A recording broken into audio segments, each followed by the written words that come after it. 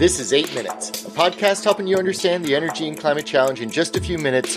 I'm your host, Paul Schuster. Lost in the holiday rush was some news from the US Treasury last month. Right before Christmas, the department dropped long-awaited rules on how they planned on handling tax credits for new hydrogen projects. All right, I know that a podcast on tax credits may seem a bit wonky, but hydrogen is a super important tool in our fight against climate change.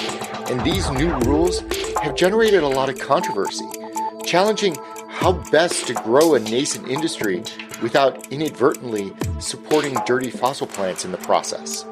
Today, I'll unpack the implications on these new tax rules and the trade-offs that they portend, and what's next for the growth of the hydrogen industry. 8 minutes. It's how long it takes the sun's rays to hit Earth, or, well, tonight my Michigan Wolverines play the Washington Huskies for the national championship in college football. I may spend 8 minutes not yelling at my TV screen this evening, but I can't guarantee anything. Let's go Blue!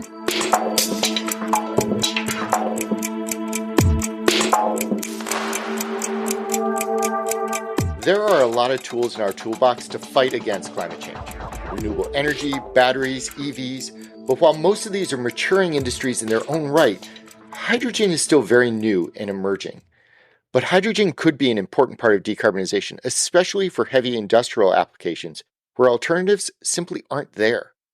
Using a zero-carbon fuel such as hydrogen instead of natural gas or oil or propane can be very intriguing, not the least because hydrogen is very abundant.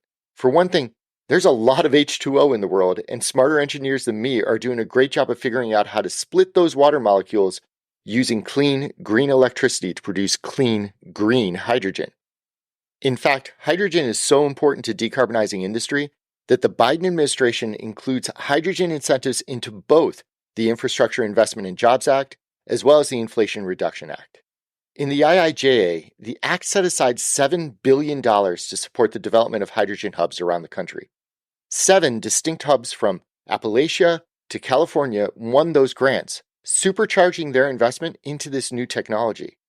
The hope is that these investments will drive down the learning curve and technology cost curve for the electrolyzers and process systems needed for hydrogen production. Because, at least as today, hydrogen is still really expensive compared to just burning gas. But if the cost of electrolyzers and solar panels and other equipment can fall, then we can start to make both a climate case as well as an economic case for new hydrogen, which is where the IRA stepped in as well, because the IRA tries to make hydrogen more affordable through a series of tax credits for the fuel.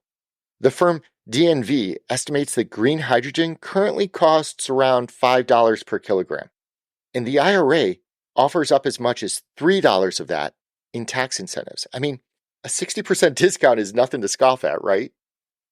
But those tax credits, called 45V tax credits in our federal tax code, come with some caveats, specifically around how much emissions are created in the value chain to produce that hydrogen in the first place.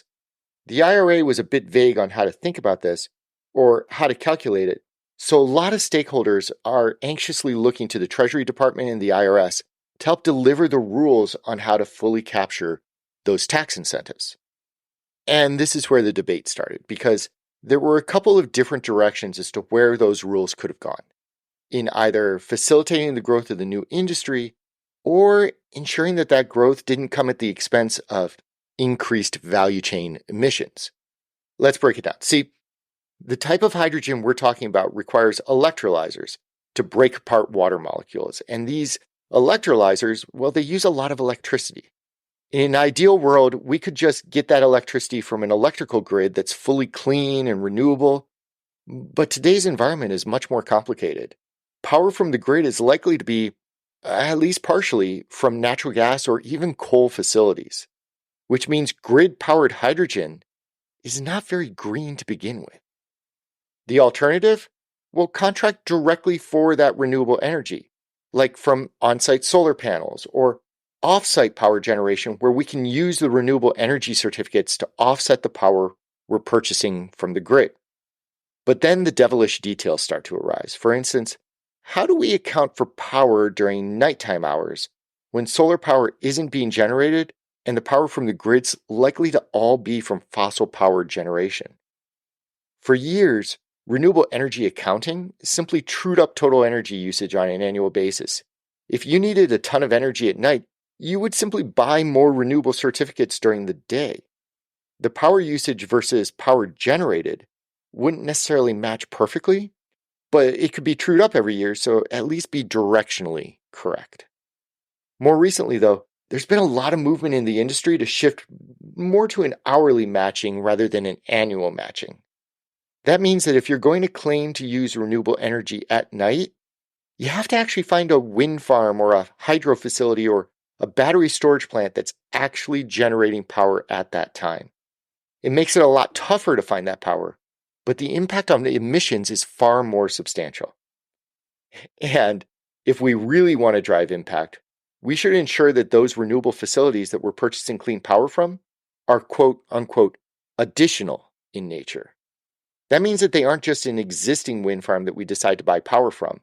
The idea with additionality is that we buy power from a new renewable facility that requires the grid to stop providing power from some other facility. And that other facility is likely to be a fossil-fueled coal or gas plant. But if the renewable power isn't additional, it keeps those fossil plants open and running longer than they otherwise would be. So these are the dual issues that the Treasury Department was challenged with: additionality and this idea of hourly matching. On the one hand, requiring both of those requirements would ensure that the hydrogen being produced would be actual clean fuel. It wouldn't be inadvertently keeping dirty fossil plants running longer than necessary.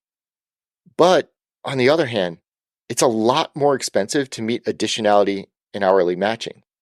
What about cheap carbon-free nuclear power that could be used any time of the day to create hydrogen? It meets the hourly requirements, but unfortunately not the additionality issue. Or wind facilities and solar facilities that meet the additionality requirement, but may necessitate an overbuild or costly storage in order to meet the hourly matching. Stakeholders on both sides have convincing arguments, both from a totality of emissions perspective, as well as from the viewpoint of keeping costs down in the near term in order to at least get the hydrogen up and running first. In the end, the Treasury took the approach of requiring both additionality and hourly matching. A lot of stakeholders were incredibly happy with the decision, and a lot weren't. There was no easy answer for Treasury to take. Look, I know getting deep into wonky tax credits may not be super exciting, but the reality is that a lot of the technology that we need to combat climate change, well, we have that technology. We know how to produce hydrogen using clean, renewable energy, but the economics, the business models, the processes required to bring these technologies to market, the next wave of debate is really going to be around how we implement these next generation technologies, which means understanding wonky tax code implications. I'm Paul Schuster, and this has been your 8 Minutes.